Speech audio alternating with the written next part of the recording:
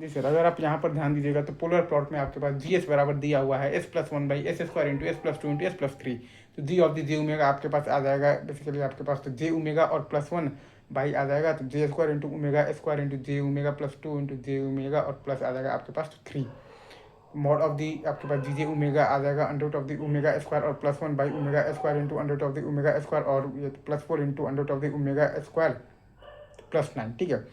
तो angle of the आपके पास जी जे ओमेगा आ जाएगा minus 180 degree minus tan inverse omega by two minus tan inverse omega by three और plus आ जाएगा आपके पास बेसिकली टेन वर्स ओमेगा।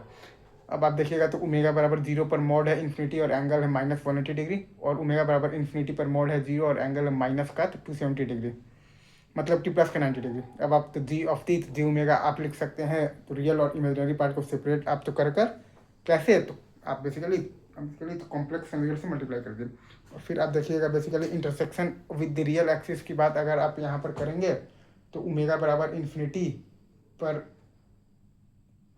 होगा तो मॉड दीजिए ओमेगा जीरो है और एंगल ऑफ द दीजिए ओमेगा है आपके पास माइनस का 270 डिग्री और दूसरा हो रहा है आपके पास बेसिकली ओमेगा बराबर तो वन पर जहाँ पर कि मॉड ऑफ दी आपके पास दीजिए ओमेगा का वैल्यू है आपके पास 1/5 और एंगल है आपके पास मतलब माइनस 180 डिग्री।